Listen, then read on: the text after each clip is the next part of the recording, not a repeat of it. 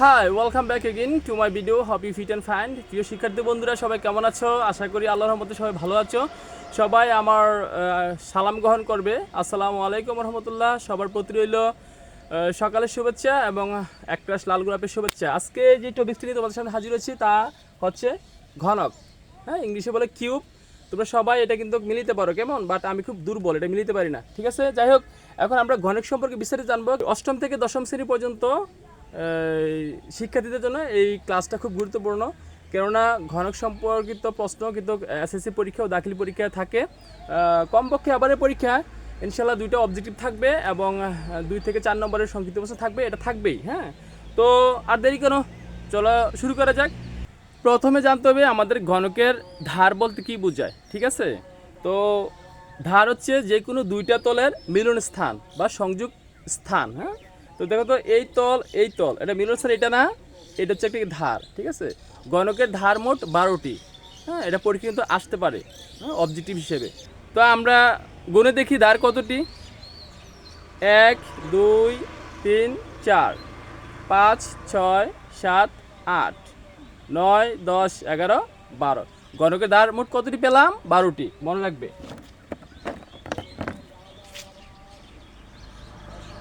ঘনকের ধার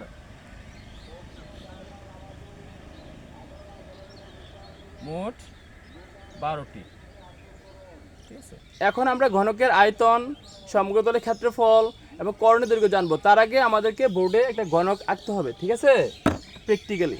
তো আমরা ঘনক যদি একটা আঁকি, ঘনকের প্রতিটা তল কিন্তু বর্গাকার। প্রতিটা তল কি বর্গাকার? ঠিক আছে, স্কোয়ার শেপ। হ্যাঁ, এগুলোকে সারফেস বলা হয়। তলের নিচে হচ্ছে সারফেস। তাহলে আমরা যদি আঁকি, এখানে ঘনক বেশি বড় রাখলে খারাপ দেখা যাবে। একটা বর্গাকার তল হয়ে গেল। আমি অনুমান করে রাখতেছি, আমি তো আর গ্রেট আর্টিস্ট না, ভুল হতে পারে। তো ঠিক আছে, হ্যাঁ ঠিক আছে।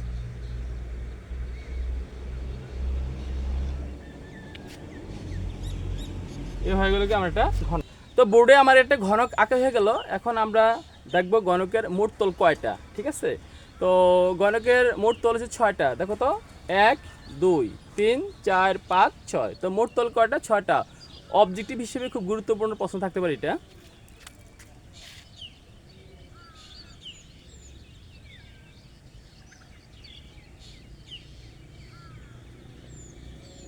তলের ইংরেজি সারফেস। ঠিক আছে, তলের ইংরেজি কি? সারফেস, মনে রাখতে হবে। 6টি। এখন আমরা ঘনকের আয়তন নির্ণয় করব। আয়তন বলতে কি বুঝি তা আমাদেরকে জানতে হবে। আয়তন হচ্ছে এই যে ঘনকটা যদি ঘনকটার ভিতরে কতটুকু জায়গা, হ্যাঁ কতটুকু জায়গা আছে বা কতটুকু ভিতরে কতটুকু কি স্পেস থাকতে পারে বা থাকবে, এটা হচ্ছে কি আমার আয়তন। তো ঘনকের আয়তন নির্ণয় করার জন্য আমার কি লাগবে? দৈর্ঘ্য, প্রস্থ, উচ্চতা গুণ দিতে হবে, তাই না? তাহলে এখন ধরো এটা যাহা দৈর্ঘ্য তাহাই প্রস্থ তাহাই উচ্চতা। তাহলে আমি যদি এই দৈর্ঘ্য এ ধরি, মানে এই যে ধারটা এ ধরি, তাহলে এই ধারটা এ, এই ধারটা কি এ। হ্যাঁ, খুব সহজ কিন্তু। তাহলে আমি এই যে দৈর্ঘ্য, প্রস্থ, উচ্চতা গুণ দিলে তো আমার আয়তন বাড়িয়ে দেবো নাকি? তো ঘনকের আয়তন, ঘনকের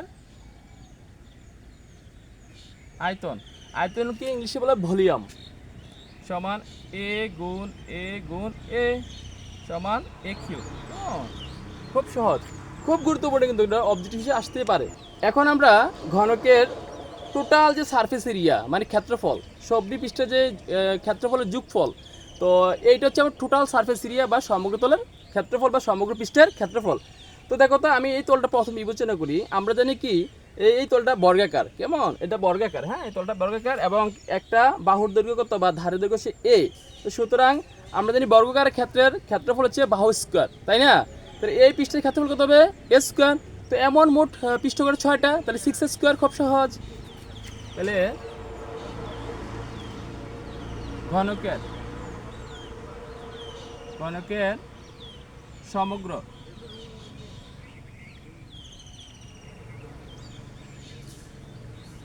পৃষ্ঠের ক্ষেত্রফল সমান 6 স্কোয়ার বর্গ একক। ক্ষেত্রফল একক হচ্ছে সবসময় বর্গ একক, মনে রাখতে হবে। হ্যাঁ, অবজেক্টিভ হিসেবে খুব গুরুত্বপূর্ণ। এখন আমরা ঘনকের কর্ণের দৈর্ঘ্য নির্ণয় করব। কর্ণের দৈর্ঘ্য নির্ণয় করা খুব সহজ। প্রথমে আমরা বুঝতে হবে কর্ণটা কি। কর্ণ হচ্ছে এই শীর্ষবিন্দু থেকে এইখান থেকে শীর্ষ পর্যন্ত যদি ভিতরে একটি রেখা কল্পনা করি তা হবে কর্ণ, যাকে ইংলিশে বলে ডায়াগোনাল অর হাইপোটেনাস। এই কর্ণ নির্ণয় করা খুব সহজ। প্রথমে কি করতে হবে, আমাদের এই যে পৃষ্ঠতলের কর্ণদৈর্ঘ্য প্রথমে নির্ণয় করতে হবে। হ্যাঁ, তো আমরা নির্ণয় করি পৃষ্ঠতলের কর্ণদৈর্ঘ্য। আর পৃষ্ঠতলের কর্ণদৈর্ঘ্য কত, হ্যাঁ, এটা পরীক্ষা কিন্তু আসে অবজেক্টিভ হিসেবে, মনে রাখবা। আর তা দিয়ে একটা সংক্ষিপ্ত প্রশ্ন থাকতে পারে 2 নম্বরের। তো খুব গুরুত্বপূর্ণ। আমরা এখন পৃষ্ঠতলের কর্ণদৈর্ঘ্য নির্ণয় করব। তো যে এ বি সি ডি পৃষ্ঠটা আমরা ধরি প্রথমে, তাহলে বিডি হচ্ছে কি তার, বিডি হচ্ছে তার কর্ণ, ঠিক আছে। তাহলে আমরা যে লিখি পৃষ্ঠতলের কর্ণদৈর্ঘ্য, পৃষ্ঠতলের 5, পৃষ্ঠতলের কর্ণদৈর্ঘ্য, পৃষ্ঠতলের কর্ণের দৈর্ঘ্য, ঠিক আছে। যদি আমরা লিখি কি লিখতে পারি, বিডি স্কয়ার সমান কি লিখতে পারি বলো তো, পিথাগোরাস অ্যাপ্লাই করলে এখানে বিডি স্কয়ার সমান ভূমি স্কয়ার প্লাস লম্ব স্কয়ার, ভূমি আছে কত সিডি, সিডি স্কয়ার প্লাস লম্ব কত বিসি, বিসি স্কয়ার, বা বিডি স্কয়ার ইকুয়াল সিডি মান কত এ, এ স্কয়ার প্লাস কত বিসি মান কত এ। দেখো তো আমরা কি জানি, প্রতিটা বাহু সমান না, তাহলে কর্ণ যদি টানি তাহলে এই বাহুটা এই বাহুটা সমান, তাহলে এটা মান এ হলে এটা মান কি এ। তাহলে বিডি স্কয়ার সমান কি লিখতে পারি আমরা, এ স্কয়ার প্লাস এ স্কয়ার, বা বিডি স্কয়ার সমান 2 স্কয়ার, বা বিডি সমান লেখা যায় কত √2a, ঠিক আছে।